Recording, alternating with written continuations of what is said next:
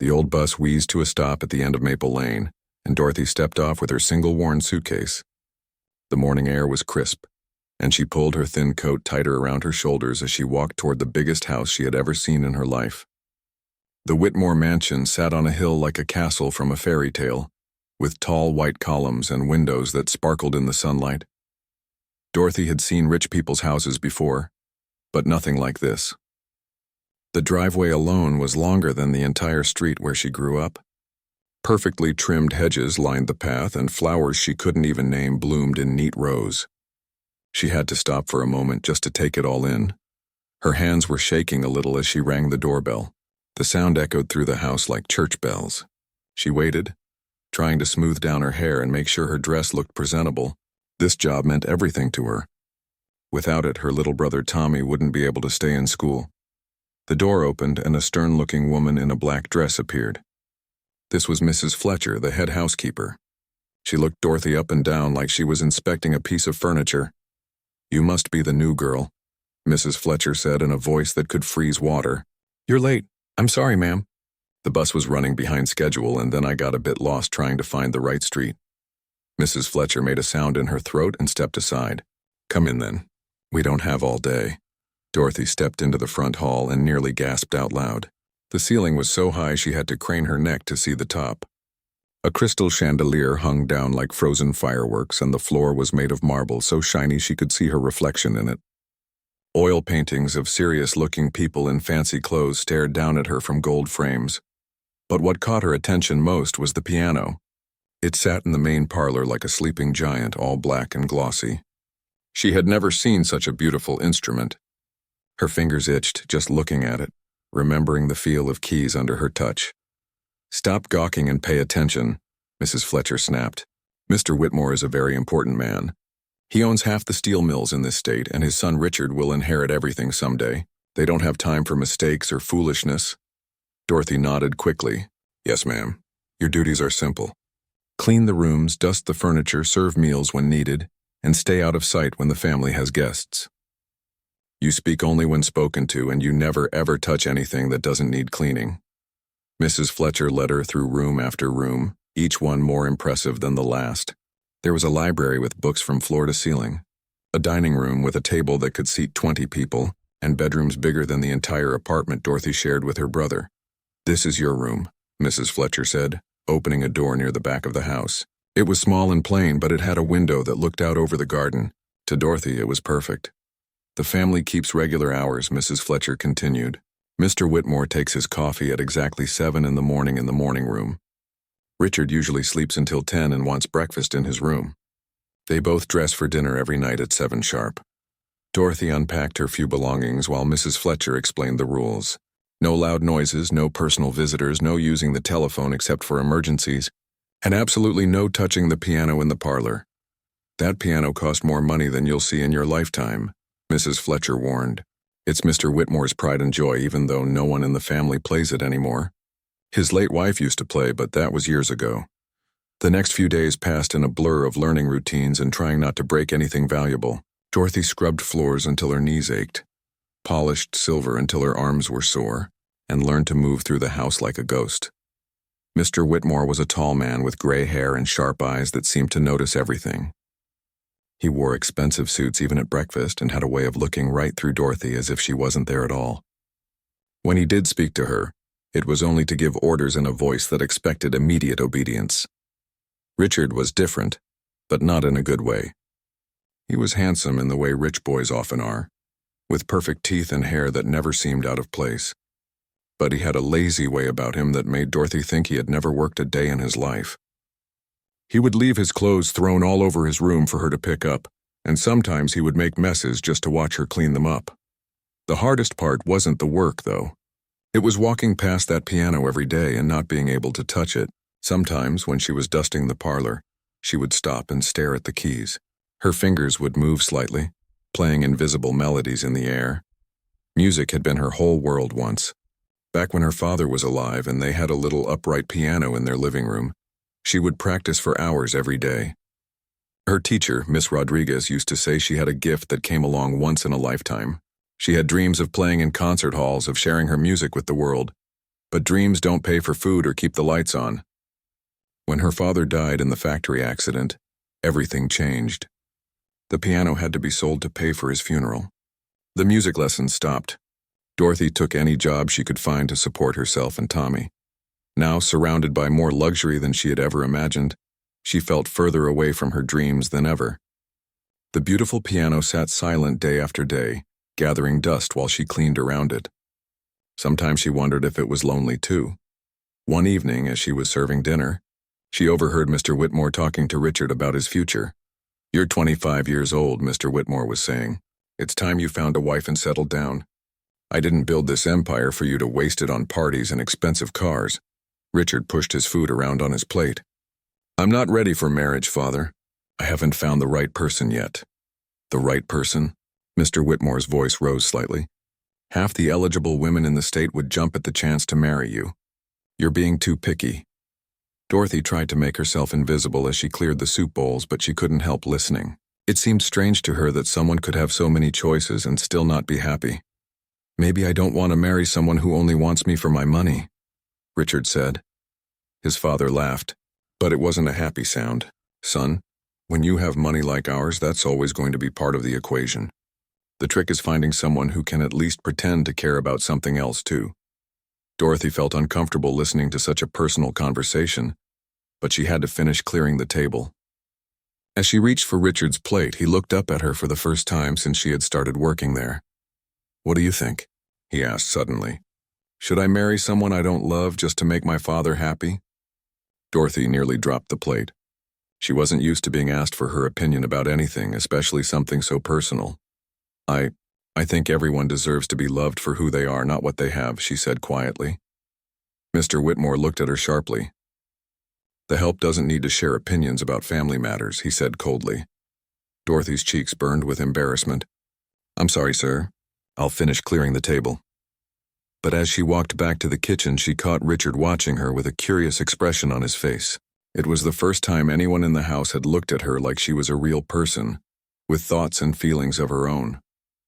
That night, as she lay in her small bed, Dorothy listened to the silence of the big house. Somewhere in that silence, the piano waited, and for the first time since she had arrived, she began to wonder what would happen if she dared to break one of Mrs. Fletcher's most important rules. 3 months had passed since Dorothy first walked through the doors of the Whitmore mansion. She had settled into a routine of quiet efficiency, moving through her daily tasks like a shadow. The family had grown so used to her presence that they barely noticed her anymore, which was exactly how Mrs. Fletcher said it should be. But tonight was different. Tonight, Mr. Whitmore was hosting one of his famous dinner parties, and the entire house buzzed with activity. Extra staff had been brought in to help with the preparations, and Dorothy found herself working alongside people she had never met before. The dining room had been transformed into something that belonged in a palace. Crystal glasses caught the light from the chandelier, creating tiny rainbows on the white tablecloth. Silver platters gleamed, and fresh flowers from the garden filled the air with their sweet scent. Dorothy had spent the entire afternoon polishing everything until it sparkled. The guests began arriving at 7 o'clock sharp, just as the sun was setting. Dorothy watched from the kitchen window as expensive cars pulled up the long driveway. Women in beautiful gowns stepped out, their jewelry glittering in the evening light. Men in perfectly tailored suits followed behind them, looking like they owned the world. "Stop staring and help me with these appetizers," Mrs. Fletcher commanded. "We have work to do." Dorothy quickly turned away from the window and picked up a silver tray loaded with tiny sandwiches that probably cost more than she made in a week. Her hands trembled slightly as she balanced the tray and walked toward the parlor, where the guests were gathering for cocktails. The conversation was loud and full of laughter as Dorothy moved quietly around the room, offering food to people who barely glanced at her. She had learned to make herself invisible during these events, to blend into the background like part of the furniture. But she couldn't help overhearing snippets of conversation as she worked. The women were discussing Richard, and it became clear that many of them were here with their unmarried daughters, hoping to catch the eye of the wealthy young man. "He's so handsome," one woman was saying to another. "And imagine the wedding it would be. The social event of the year. My daughter has been taking extra dance lessons," another mother whispered. "She's determined to impress him tonight." Richard stood near the fireplace, looking uncomfortable despite his polite smile. He nodded and made small talk with the various young women who were presented to him throughout the evening. But Dorothy could see that his heart wasn't in it. Every few minutes, his eyes would wander around the room as if he was looking for an escape. Mr. Whitmore, on the other hand, was in his element. He moved through the crowd like a king holding court, making sure everyone had what they needed while keeping a close eye on his son's interactions with the eligible young ladies. As the evening wore on, Dorothy noticed that the conversations were becoming more pointed. The mothers were growing bolder in their hints about their daughters' virtues, and some of the young women themselves were becoming more obvious in their attempts to capture Richard's attention. "He seems so difficult to please," one frustrated mother said to her friend. "My Catherine has every accomplishment a man could want. She speaks French, she paints watercolors, and she can embroider the most delicate flowers. What more could he possibly be looking for? Perhaps he needs someone with more substantial talents," another woman suggested. "My Eleanor plays the piano beautifully." "Music can be so romantic, don't you think?" At the mention of piano, Dorothy's attention sharpened. She slowed her movement around the room, pretending to rearrange the flowers while she listened more carefully. "Oh yes, the piano," the first woman exclaimed. "That gorgeous Steinway in the corner. It must be worth a fortune. Does Richard play?" Mr. Whitmore had been passing by and overheard the question. "Neither Richard nor I play," he said with a slight frown. "The piano belonged to my late wife. She was quite accomplished, but since her passing it mostly sits silent." "What a shame," one of the women said. "Such a beautiful instrument should be played.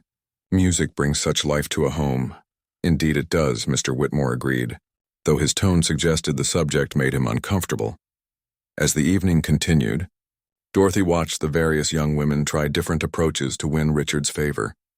Some flirted boldly, others played hard to get. Some tried to impress him with their knowledge of business, while others focused on their feminine charms. But nothing seemed to work. Richard remained polite but distant, going through the motions of social interaction without any real engagement. Finally, as dessert was being served, Mr. Whitmore's patience seemed to reach its limit. He had been watching his son's lackluster performance all evening, and Dorothy could see the frustration building in his face. The older man had clearly put a lot of effort into arranging this gathering, hoping to find Richard a suitable wife, and his son's indifference was becoming embarrassing. The breaking point came when one of the mothers made a comment about how picky young men had become these days. "In our time," she said, "young people understood the importance of making practical matches. Romance is all well and good, but compatibility and good breeding are what make marriages last." "Exactly," another mother agreed. "These days, young people want everything to be perfect. They're looking for some impossible ideal instead of appreciating what's right in front of them." Several heads nodded in agreement, and Dorothy saw Mr. Whitmore's jaw tighten. He glanced at Richard, who was staring out the window as if he wished he could escape through it. "You're absolutely right," Mr. Whitmore said, his voice carrying across the room. "Young people today have unrealistic expectations.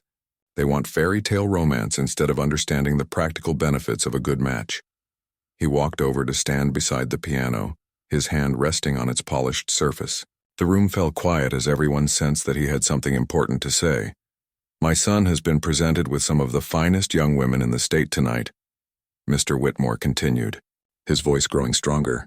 "Any one of them would make an excellent wife. They're beautiful, accomplished, well-bred, and from good families. And yet he finds fault with all of them." Richard's face flushed red, but he didn't respond. The room was so quiet that Dorothy could hear the tick of the grandfather clock in the corner. "I'm beginning to think that my son's standards are impossibly high," Mr. Whitmore went on. "He seems to be waiting for someone perfect to walk through that door and sweep him off his feet." The guests murmured among themselves, some nodding in agreement while others looked uncomfortable with the public criticism of their host's son. Then Mr. Whitmore's eyes lit up with what looked like inspiration, though Dorothy would later realize it was actually cruelty. "You know what?" he said, his voice taking on a theatrical quality. "I'm so eager to see my son married that I'm willing to make an extraordinary offer." He gestured grandly toward the piano. "This instrument is worth more than most people make in 10 years. It's a symbol of culture, refinement, and artistic achievement. Anyone who can master it must possess qualities of dedication, intelligence, and sensitivity." The room was hanging on his every word now. Dorothy felt a strange chill run down her spine. though she couldn't say why. "So here's my offer," Mr. Whitmore announced with a smile that didn't reach his eyes. "Anyone in this room who can sit at this piano and play Rachmaninoff's Piano Concerto No. 2 from beginning to end, without sheet music, and without a single mistake. That person can marry my son." The guests gasped and then burst into excited chatter. Some laughed at the audacity of the proposition, while others began speculating about who among the young women present might be skilled enough to attempt such a challenge. But Mr. Whitmore wasn't finished. His eyes swept the room, taking in every face present, and Dorothy felt his gaze linger on her for just a moment longer than necessary. "And when I say anyone," he continued, his voice dripping with amusement, "I mean anyone. Any person in this house tonight who can meet this challenge is welcome to try.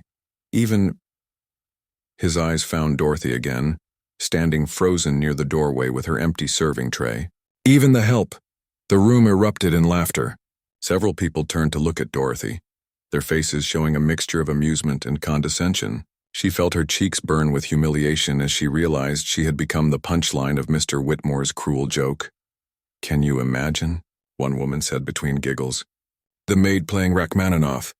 I doubt she even knows what a piano is," another guest added, causing fresh waves of laughter.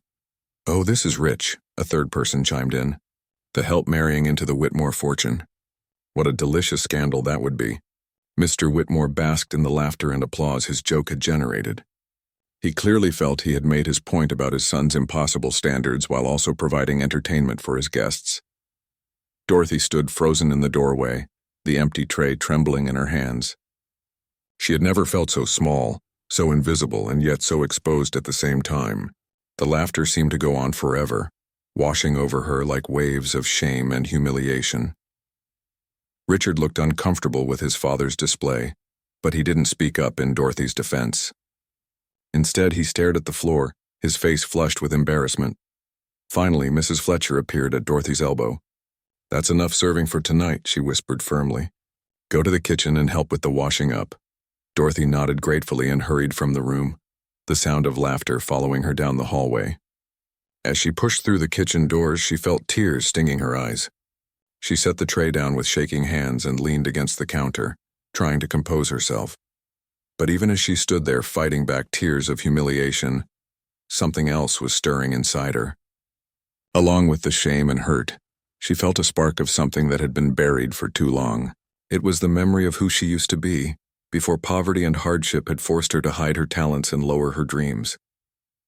In that moment, standing in the kitchen while the cruel laughter echoed from the parlor, Dorothy made a decision that would change everything. She would show them exactly what the help was capable of. Dorothy lay in her narrow bed, staring at the ceiling as the grandfather clock in the hallway chimed midnight. The sounds of the dinner party had finally faded away hours ago. The last of the guests had departed, their expensive cars disappearing down the long driveway, taking with them their laughter and cruel jokes. But sleep wouldn't come. Every time Dorothy closed her eyes, she could hear Mr. Whitmore's mocking voice echoing in her head, followed by the burst of laughter from his guests. The humiliation burned in her chest like a physical pain, making it hard to breathe. She had endured many hardships in her 26 years, but nothing had ever made her feel quite so small and worthless as she had felt standing in that doorway while people laughed at the very idea that someone like her could possess any real talent or skill. What hurt the most was that they were so wrong about her, not about her station in life or her current circumstances, but about who she really was underneath the maid's uniform and humble appearance. If only they knew the truth about her past, about the dreams she had once dared to dream. Unable to stand the confinement of her small room any longer, Dorothy slipped out of bed and pulled on her robe. The house was completely dark and silent now, with only the soft tick of clocks marking the passage of time. She knew she should stay in her room, should follow Mrs. Fletcher's rules and keep to her place. But something was pulling her forward.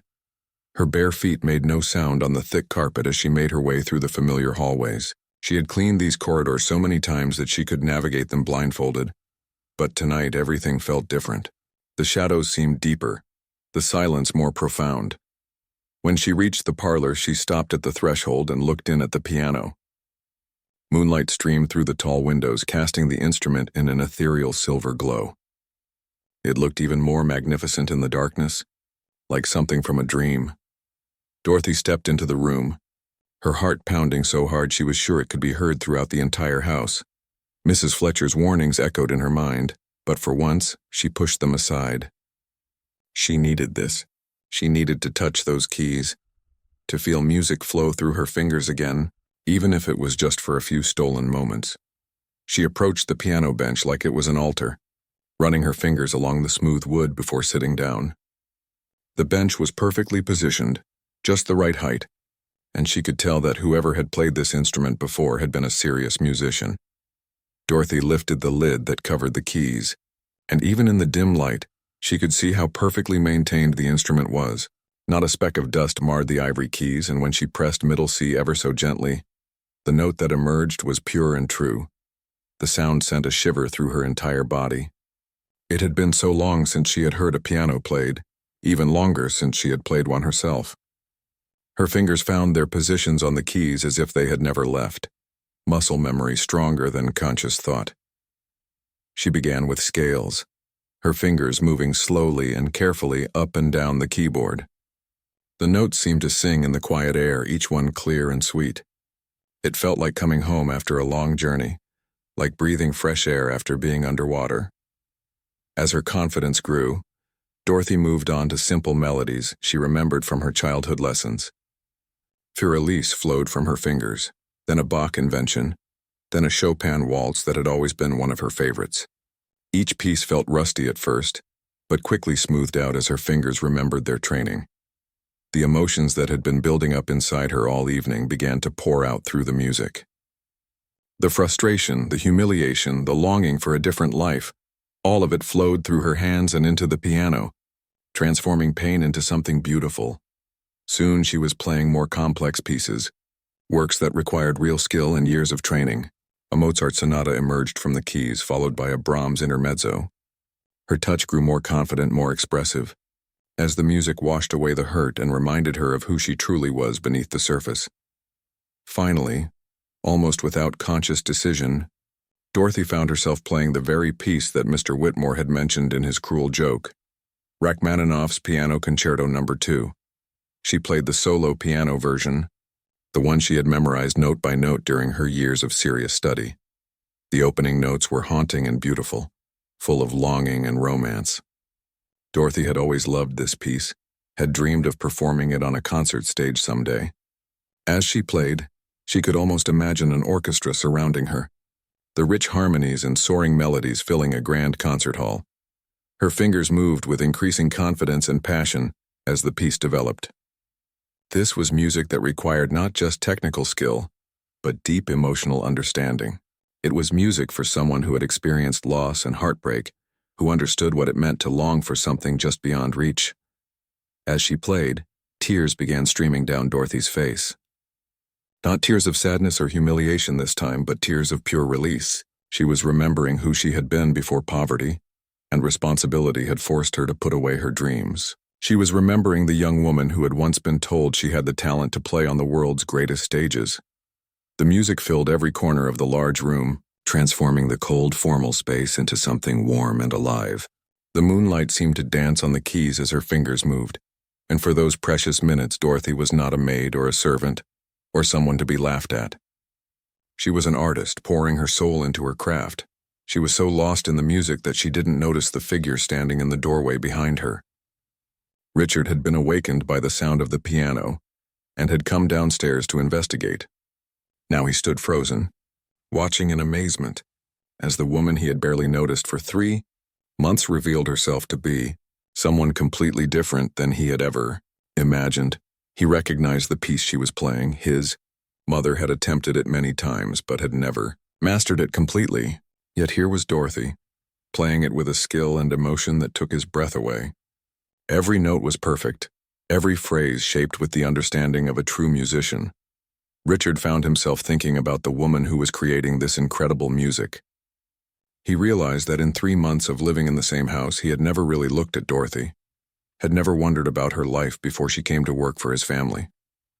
He had accepted his father's dismissive attitude toward the household staff, treating them as part of the furniture rather than as real people with their own stories and dreams.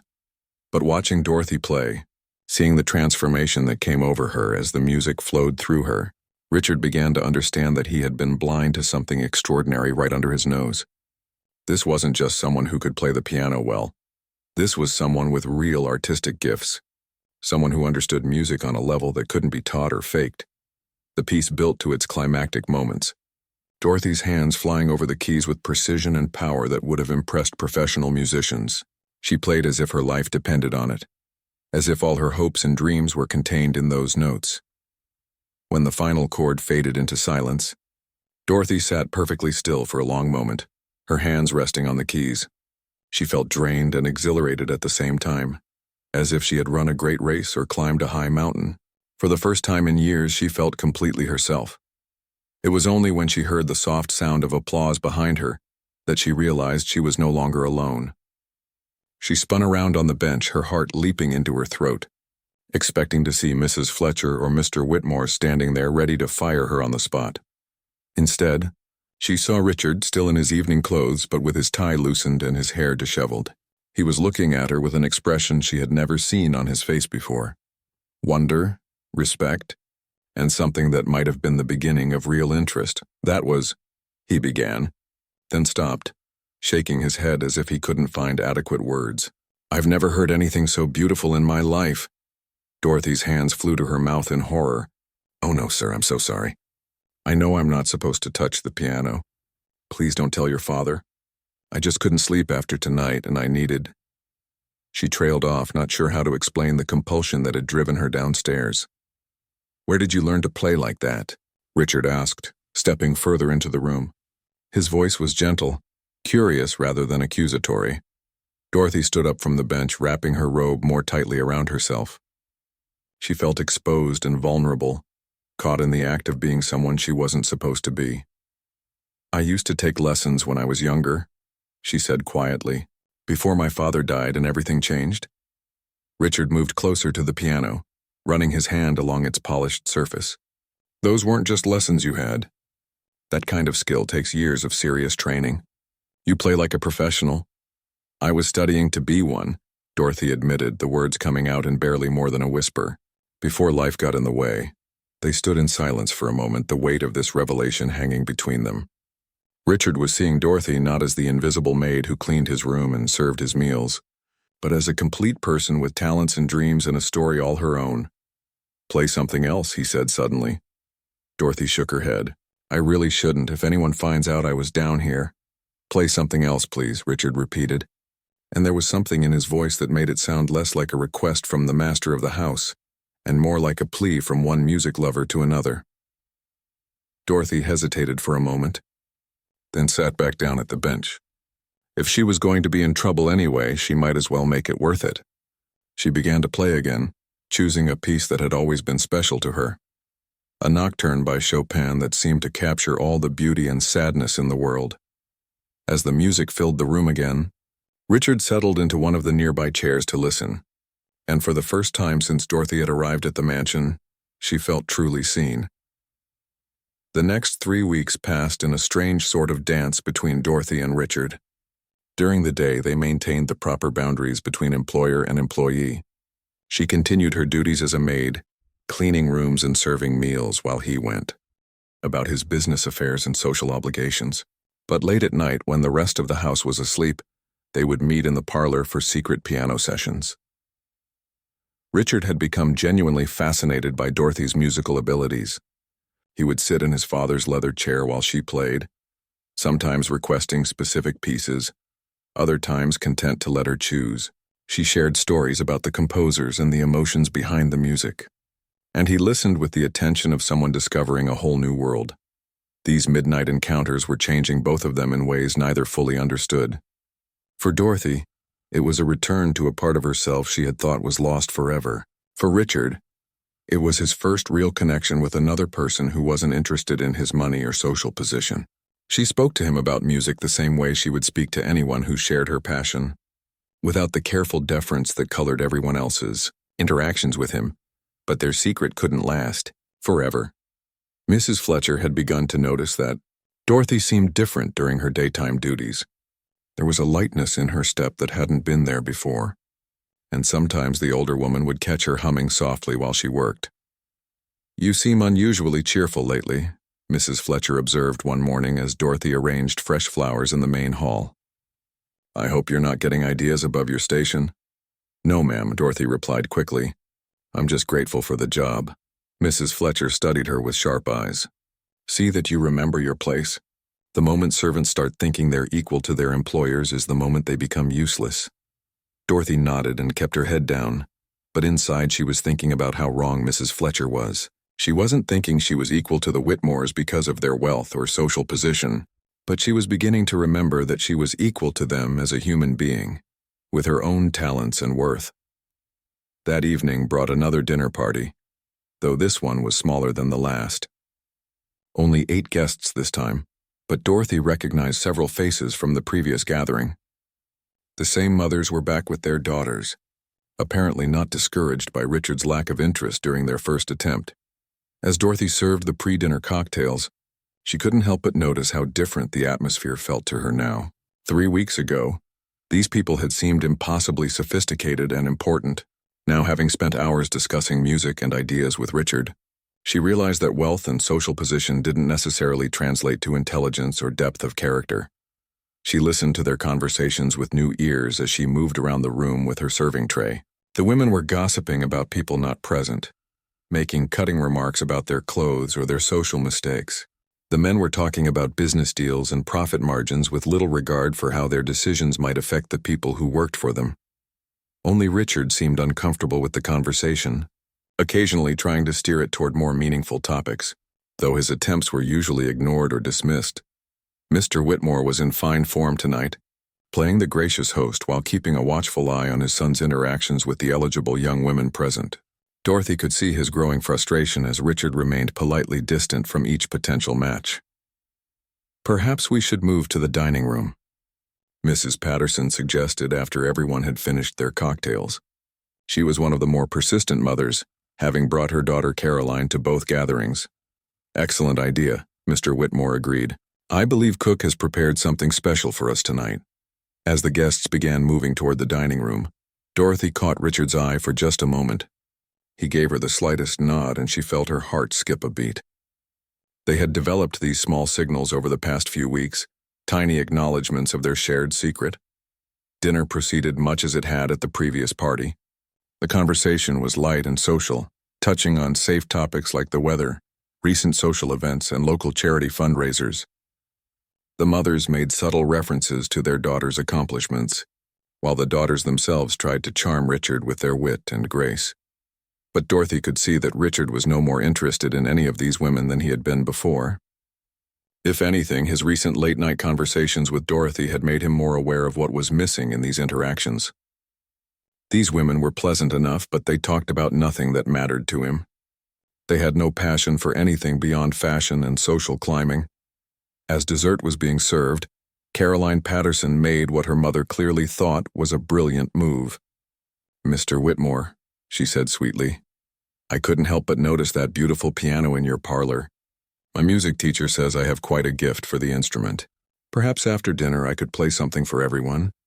Several other mothers immediately chimed in, praising their own daughters' musical abilities. "Oh yes, what a lovely idea," Mrs. Williams said. "My daughter Helen has been studying with the finest teachers in the city, and my daughter Margaret just performed in a recital at the country club," added Mrs. Thompson. She received standing ovations. Mr. Whitmore looked pleased by this development. "How wonderful. Yes, by all means, let's have some music after dinner. It's been far too long since that piano was properly used." Dorothy felt her stomach clench as she listened to this exchange. She thought about all the nights she had played that same piano, pouring her heart and soul into the music, while these women were probably learning simple pieces to show off at parties. After dinner, everyone moved back to the parlor, where the piano sat gleaming under the chandelier. Caroline Patterson was the first to volunteer, settling herself at the bench with obvious confidence. "I'll play a Chopin waltz," she announced. "It's one of my favorites." Dorothy recognized the piece immediately as Caroline began to play, It was a relatively simple waltz, one that many intermediate students attempted. Caroline played it competently enough, without any major mistakes, but her performance was mechanical and lifeless. She hit all the right notes at the right times, but there was no soul in her playing, no understanding of the emotion behind the music. Still, when she finished, the guests applauded enthusiastically. "Absolutely lovely, dear," Mrs. Whitmore's friend, Mrs. Anderson, said. "Such delicate touch." "You play beautifully," Mr. Whitmore agreed, though Dorothy thought she detected a lack of genuine enthusiasm in his voice. Helen Williams went next, choosing a Mozart sonata that she played with technical precision, but little interpretation. Then Margaret Thompson performed a Beethoven piece that she had clearly memorized carefully, but didn't truly understand. Each performance was met with polite applause and compliments, but Dorothy could see that no one was genuinely moved by the music. It was all just another form of social display, like showing off an expensive dress or piece of jewelry. Richard sat through each performance with the same polite attention, applauding at the appropriate moments and making kind comments about each young woman's skill. But Dorothy could see that he was unmoved by any of it. How could he be, when he had spent weeks listening to music played with real passion and understanding? As the third performance ended, Mr. Whitmore stood up, looking pleased with how the evening was progressing. "What talented young ladies we have here tonight," he said. "Richard, you're a lucky man to have such accomplished women interested in making your acquaintance." Richard smiled politely, but didn't respond. Dorothy could see the familiar look of restrained frustration on his face, the same expression he wore whenever his father pushed him toward making a choice he didn't want to make. "You know," Mr. Whitmore continued, warming to his theme, "this reminds me of the challenge I made at our last gathering. Do you remember? I said that anyone who could play Rachmaninoff's Piano Concerto No. 2 perfectly could marry my son." Several of the guests laughed, remembering the joke. "Oh yes," Mrs. Patterson said with amusement. "That was quite amusing. Though I must say, I don't think any of our daughters would attempt such a difficult piece." "Nor should they," Mr. Whitmore agreed. "It was meant as a humorous way to make a point about my son's impossible standards. After all, who could possibly meet such a challenge?" Dorothy felt her pulse quicken as the conversation continued around her. She stood near the doorway, holding her serving tray, trying to remain invisible as she had been trained to do. But inside, something was stirring. The same feeling that had driven her to the piano that first night was building again, stronger than ever. "It really is an impossible challenge," one of the men was saying. "I've heard professional pianists struggle with that piece. It requires years of advanced training." "Exactly my point," Mr. Whitmore said triumphantly. "My son expects perfection in everything, including his choice of wife. But perfection doesn't exist in the real world. Sometimes we have to settle for what's good enough." Dorothy's hands tightened on her tray as she listened to this conversation. They were talking about her challenge, her piece, as if it were some impossible fairy tale. They had no idea that someone in this very room could meet Mr. Whitmore's challenge, could play that piece with more skill and passion than any of them could imagine. The humiliation of 3 weeks ago came flooding back, mixed with all the confidence she had gained during her midnight sessions with Richard.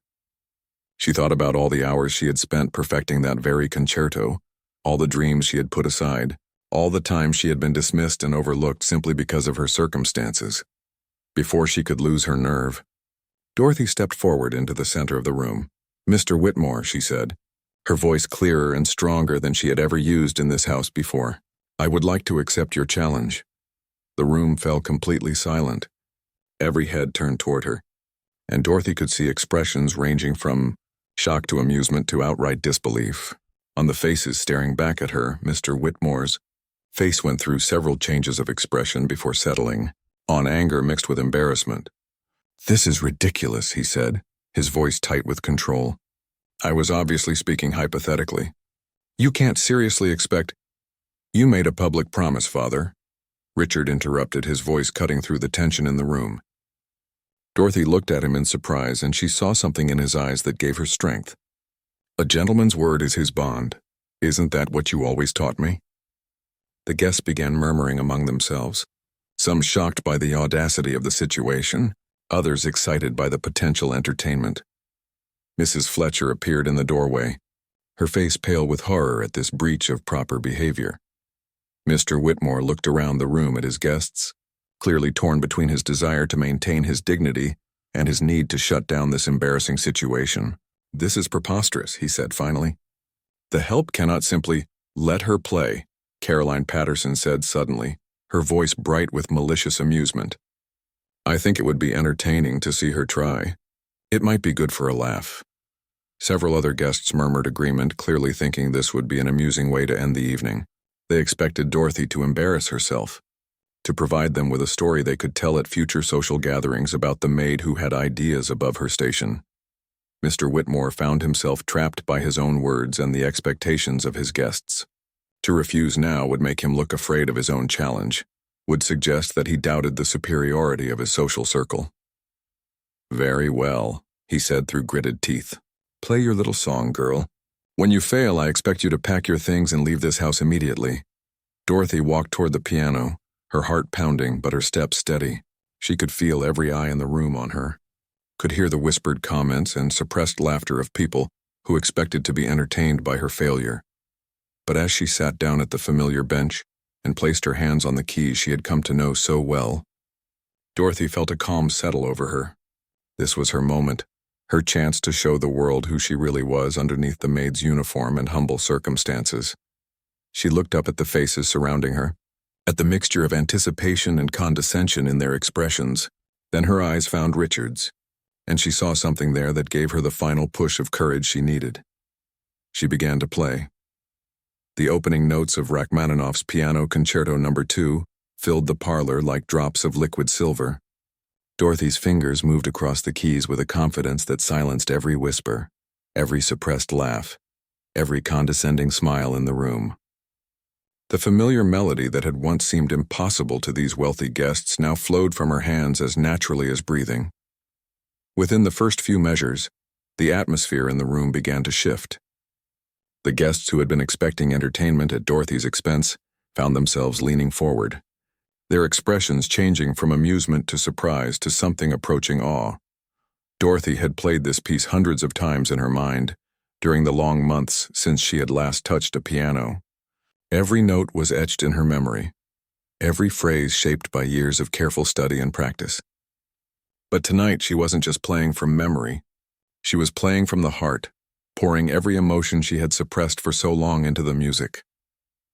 The concerto began with its haunting, romantic melody, and Dorothy's touch on the keys was both delicate and powerful. She played with the kind of interpretation that could only come from someone who had lived through loss and hardship, who understood what it meant to long for something beautiful in a world that often seemed harsh and unfair. As the piece developed, her playing grew more confident and expressive. The technical passages that had seemed so daunting to the young women who had performed earlier flowed effortlessly under her fingers. Scales and arpeggios that would challenge most pianists seemed as natural to her as walking or speaking. But it wasn't just the technical perfection that was capturing the audience's attention. It was the emotion behind the music, the way Dorothy seemed to understand every nuance of Rachmaninoff's composition. She played the tender passages with such sensitivity that several of the women in the audience felt tears coming to their eyes. When the music called for power and drama, her hands commanded the piano like she was conducting a full orchestra. Mr. Whitmore stood frozen near the fireplace, his face pale with shock. He had expected Dorothy to stumble through a few bars and give up in embarrassment. He had never imagined that the woman who cleaned his house and served his meals possessed this level of talent. The realization that he had been blind to such extraordinary ability was almost more than he could process. The guests sat in stunned silence as the music washed over them. Mrs. Patterson, who had been so confident in her daughter's abilities just minutes before, found herself comparing Caroline's mechanical performance to the artistry unfolding before them. There was simply no comparison. This wasn't just piano playing. This was music at its highest level, the kind of performance that belonged on concert stages and in prestigious halls. Richard watched Dorothy with an expression of wonder and something deeper that was just beginning to surface. Over their weeks of midnight conversations, he had come to appreciate her musical knowledge and sensitivity. But seeing her perform like this, witnessing the transformation that came over her as she played, he realized that he had fallen in love not just with her talent, but with the remarkable woman who possessed it. As the concerto moved into its second movement, Dorothy's playing became even more expressive. This was the heart of the piece, full of yearning and romantic longing. Her hands seemed to dance across the keys, drawing out melodies that spoke directly to the soul. The room was so quiet that the only sounds were the piano and the soft tick of the grandfather clock in the corner. Some of the guests found themselves thinking about their own lives, their own dreams and disappointments. The music had a way of cutting through social pretenses and touching something real and vulnerable inside them. For perhaps the first time in years, they were experiencing art, not as a social display but as genuine emotional expression. Mrs. Fletcher stood in the doorway, her face a mixture of horror and amazement. She had spent her entire career in service, confident in the natural order that placed people like Dorothy firmly below people like the Whitmores. But watching this performance, she began to understand that talent and worth weren't determined by birth or circumstances. The young woman she had dismissed as just another servant was revealing herself to be extraordinary. As Dorothy moved into the final movement of the concerto, her playing reached new heights of technical brilliance and emotional power. The music built to its climactic passages, and her hands flew over the keys with precision that would have impressed professional critics. Every note was crystal clear, every phrase perfectly shaped, every dynamic change executed with the skill of someone who had spent years mastering her craft. The piece built to its thunderous finale, and Dorothy played with a passion that seemed to fill the entire mansion. She wasn't thinking about the audience anymore, wasn't worried about their judgment or expectations. She was simply lost in the music, finally free to share the gift she had been forced to hide for so long. When the final chord rang out and slowly faded into silence, the room remained perfectly still for what felt like an eternity. Dorothy sat with her hands still resting on the keys, her eyes closed, feeling the echo of the music in her soul. Then Richard began to clap. It started as a slow, deliberate applause, but within seconds the entire room erupted in thunderous ovation. Several of the women were crying openly, moved by what they had just witnessed.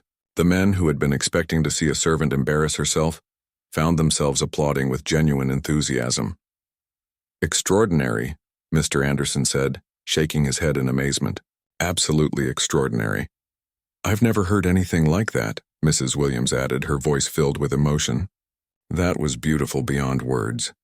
Even the daughters who had performed earlier were clapping enthusiastically, their competitive spirits overcome by the sheer artistry they had witnessed.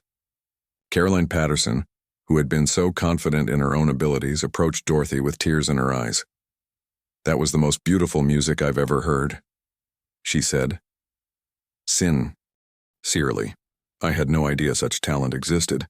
You must have trained with the finest teachers in the world." Dorothy stood up from the piano bench, still somewhat dazed by what had just happened. "I studied at the conservatory before my father died," she said quietly. "Music was my whole world once." The implications of this revelation rippled through the room. These people were beginning to understand that they had been in the presence of someone with genuine artistic gifts, someone whose circumstances had forced her to hide her talents but hadn't diminished them. Richard stepped forward, his eyes never leaving Dorothy's face. "That was incredible," he said, his voice filled with emotion. "I knew you were talented, but that was artistry of the highest level." Mr. Whitmore remained silent, struggling to process what he had just witnessed. His cruel challenge, meant to humiliate and embarrass, had instead revealed the presence of extraordinary talent in his own household. The woman he had dismissed and mocked had just delivered a performance that surpassed anything he had ever heard in his own parlor. "Mr. Whitmore," Dorothy said, turning to face her employer. Her voice was steady now, strengthened by the confidence that came from sharing her true self. "You made a promise in front of all these witnesses. I have met your challenge." The room fell silent again as everyone waited for Mr. Whitmore's response.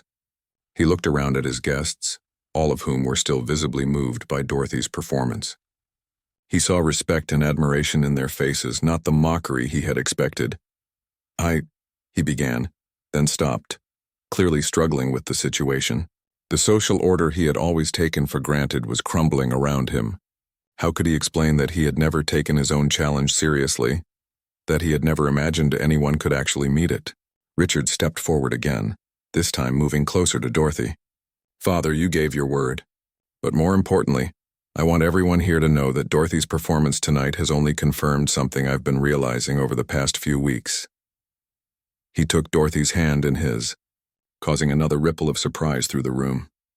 I don't want to marry someone because of a challenge or a promise. I want to marry Dorothy because she is the most remarkable person I have ever met. Her talent is extraordinary, but it's her intelligence, her strength, her character that has captured my heart. Several of the women gasped at this declaration, while the men looked on with expressions ranging from shock to admiration. This was not how anyone had expected the evening to end. Dorothy looked into Richard's eyes, seeing sincerity and love reflected there. Are you certain? She asked softly. This will change everything for both of us. I've never been more certain of anything in my life, Richard replied. The question is whether you'll have me. Dorothy thought about the journey that had brought her to this moment. 3 months ago, she had been invisible, dismissed, mocked. Tonight, she had reclaimed her identity as an artist and been offered a love she had never dared to dream possible. Yes, she said simply. And the room erupted in applause once again. Mr. Whitmore, faced with the undeniable proof of Dorothy's talent and the obvious sincerity of his son's feelings, found his anger gradually giving way to something like respect. I suppose, he said slowly, that I have been a foolish old man. I made assumptions about people based on their circumstances rather than their character. He approached Dorothy and extended his hand. I owe you an apology, young lady, and I owe you my congratulations. You have shown me that true worth cannot be measured by social position or wealth. Dorothy shook his hand, seeing genuine humility in his eyes for the first time. Thank you, Mr. Whitmore. I hope I can earn your respect as well as your apology. The rest of the evening passed in a blur of congratulations and amazement. The guests, who had come expecting to witness their daughters compete for Richard's attention, instead found themselves celebrating an engagement that would be talked about for years to come. 6 months later, Dorothy and Richard were married in a ceremony that brought together people from all walks of life. Dorothy wore her mother's simple wedding dress, which looked elegant and beautiful on her. The reception featured music performed by a string quartet, but the highlight was when Dorothy played a special piece she had composed for the occasion. Mr. Whitmore, transformed by his experience, established a music scholarship fund in Dorothy's name, providing opportunities for talented young people, regardless of their economic circumstances. Dorothy herself became a patron of the arts, using her new position to support musicians and artists who might otherwise go unrecognized. The piano in the Whitmore parlor, which had sat silent for so many years, was played every day now. Dorothy gave lessons to local children and hosted concerts that brought beautiful music to their community. The house that had once felt cold and formal became warm and welcoming, filled with the sound of music and laughter. And late at night, when the rest of the world was quiet, Dorothy would sometimes sit at that piano and play just for herself, remembering the journey that had brought her from invisible servant to beloved wife and respected artist. The music that flowed from her fingers was no longer filled with longing and sadness, but with joy and gratitude for a life that had exceeded her wildest dreams.